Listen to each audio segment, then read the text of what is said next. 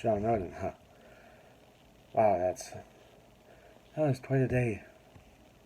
Past day or two with him. Yeah, so if you guys haven't heard the news about Sean Roden, he basically, I believe, last Thursday warrant for his arrest. He was charged with rape back in October of last year, about a month after the Olympia, is when the assault allegedly happened. Apparently, he was going to visit someone that he mentors, like a bodybuilder, a female bodybuilder that he mentors, and then apparently sexually assaulted her.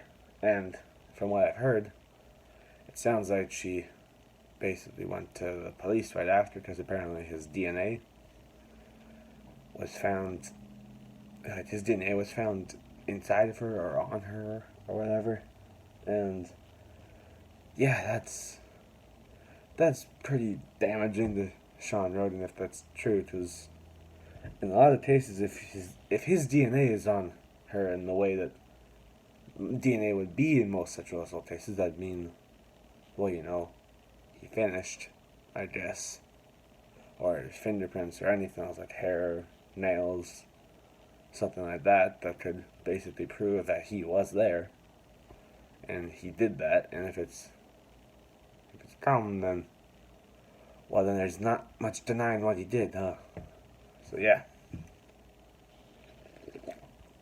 And so yeah, the American media company, or whatever, that runs the Mr. Olympia and the Mr. Olympia LLC, both released things that he's banned from the 2019 Mr. Olympia. And once all of this finishes, this court proceeding finishes, where he's found guilty or innocent, he's found guilty, he'll be banned from any future Mr. Olympias after 2019. But to be honest, if he's banned, that's probably the least of his concerns. Or if he's found guilty, that's the least of his concerns, because he'll be in jail.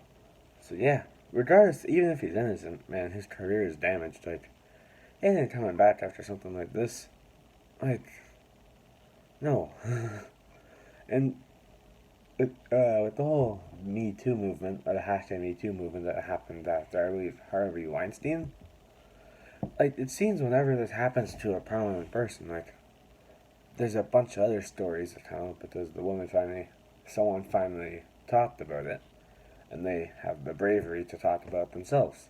I wonder if that will happen here. I wonder if that'll say, I believe it was Mark Lobliner, or someone else that said he has a reputation for this. Maybe it was the Ivan bodybuilding. I can't remember. I watched a few videos about this, and someone said apparently he had a reputation for this kind of stuff. Which, if that's true, that's not very good, is it? So yeah, with Sean Rowan, with this happening, like, what? Here, I'll put it in the context for if you're somehow not a bodybuilding fan watching this in North America. With all the hype that was around the Toronto Raptors after they won the NBA championships, there was all this hype specifically around Kawhi Leonard. Imagine if, like, right after they won the championships, Kawhi Leonard sexually assaulted someone, like, a month after. And then, like, the next year, it happened. Like, that's basically what we're dealing with right here. Like, the current champion of the biggest title in bodybuilding. Yeah, and let's say he ever competes again, like, he's found innocent, he's not gonna win it then. Like, if he has a chance to, he's gonna be a one-time Mr. Olympia. Yeah, like, and if Phil Heath doesn't return this year, and Big Ramy isn't at the then, who's gonna win? Like, if Dexter Jackson, there was one show where he didn't look good. That if Dexter Jackson doesn't look good at Tampa Pro in August, that's gonna leave it up for basically anyone to win. Like, there'll be Brandon, there'll be Rolly, and Dexter are the top three guys, in my opinion, right now to win the title. Yeah, so I really want to see Brandon win. I don't know why. Well, Brandon Curry, for anyone who doesn't know him. Just by his first name, I really want to see Brandon. Yeah, so, yeah, it's kind of doors left open because Sean's not competing.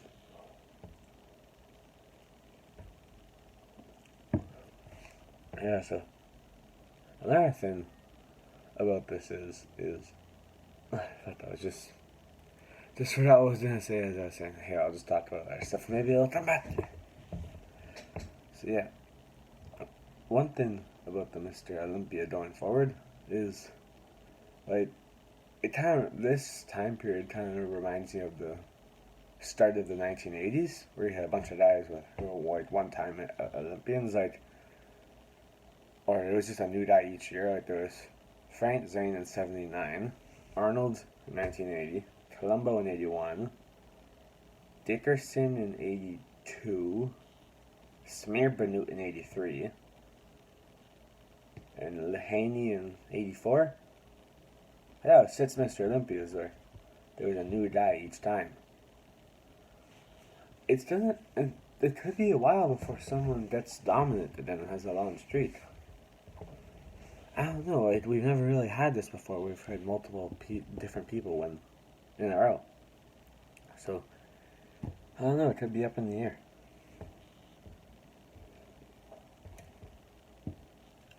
So, yeah, that's... Hopefully, the child can prove what actually happened. And now I remember what I was going to say. So, basically, I see lots of bodybuilding fans just down on the bat of Sean. And it's basically like, I am hesitant to lean either way. Like, I don't want to just condemn him right away, because I was a fan of his beforehand, but also, I don't want to support him either. Like, I don't want to do either. Because I don't want to support someone who potentially raped someone else. Yeah, so, like, that was before this came out. I was a fan of Sean Roden. So I'm just disappointed. Yeah, the thing I forgot was me being a fan of him and talking about how I was just disappointed that this came out, or disappointed in the fact that he did it more accurately. Well, that's all I have to say about this. Thanks all for watching. If you liked the video, hit the like button. If you want to see more of my rambling, subscribe. Alright, see you everyone. Bye.